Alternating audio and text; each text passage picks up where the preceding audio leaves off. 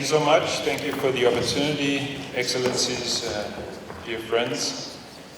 I don't have to tell you that science is clear. It's been said already this morning, and I don't have to tell you that we are entering a transition, transformation. But I want to take you back maybe 50 years. In 1970, and many of you will be familiar with Sesame Street and Kermit the Frog. Those 50 years ago, Kermit said, he had a song on a tree stump during, "It's not easy being green." Well, it wouldn't be at that time because, as Fatby Oil showed us, oil, gas, coal was the primary sources of energy. I wouldn't think that it would be as easy today for Kermit to sing his song, and hopefully that's the picture that you have as well. But it's still not the easiest thing being green. And why is that?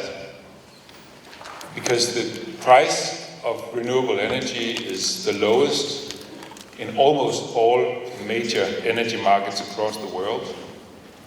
Populations are changing their minds on renewable energy and climate change. We're seeing the effects of climate change this winter in France and Denmark, this winter in Australia, in California. People are waking up to climate reality. So why is it still not easy being green? Well, I'll try to venture into that and give you a picture, at least from the Danish perspective, of why it may not still be as easy as it should be being green. First of all, Larry Fink, the CEO of the largest bank in the world, or largest financial institution, BlackRock, on January 1st sent out his yearly email to colleagues in the investment circle. This year, not focusing on all of the opportunities out there, but basically a wake-up call again, saying, guys, we are too heavily exposed to carbon. Our financial portfolios are too heavily invested in carbon, hydrocarbons. We need to change our portfolios. That was a good thing to wake up for me too on the 1st of January. The financial markets are getting this. I know that our institutional investors in Denmark for years have been entering my office saying we want to invest in renewable energy. Why? Because the interest rates in the markets are below zero, but in renewable energy they are at 6 to 8%. It's a no-brainer to enter these markets. But now Wall Street is waking up to this reality as well. So that's a good thing. But governments are not there yet. What used to be 5, 10, 20 years ago a situation where governments were nurturing the renewable child is still the mindset of governments. I would venture to say even my own. And we are a front runner, as you will see in the numbers in the renewables markets. We need to change our mindset because this change is coming. The financial markets are there, industry is there, the populations, at least in the West, are there, and it's moving. We need to change our mindset from nurturing the child to not standing in the way of the steam train that's rolling ahead, fueled by renewable energy. And so I think that is the critical point. How do governments change their mindsets? How do we make sure that we don't stay exposed to carbon? In our budget, the Danish budget, 5-7% of our revenues every year come in from renewables, or from hydrocarbon taxes. How do we make sure that 10 years from now, we don't have that vulnerability in our state budget? That's the challenge that we are facing.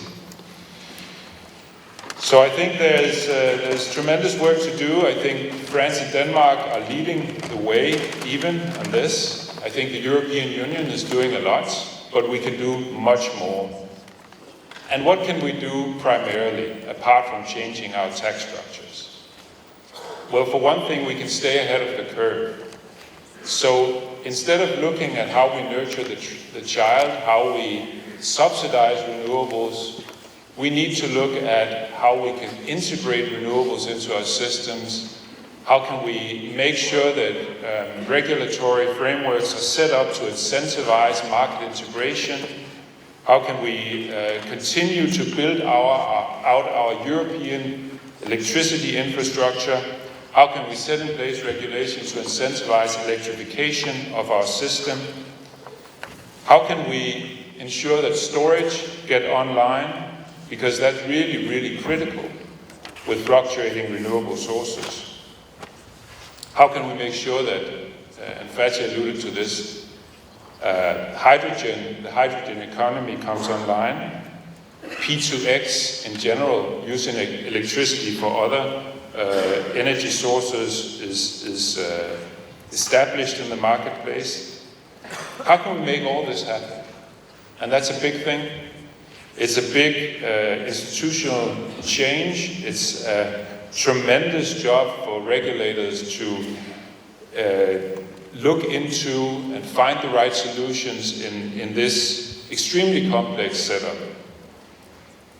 But we also need to set bold targets, and we need to continue doing that. Because targets is what drives the transformation.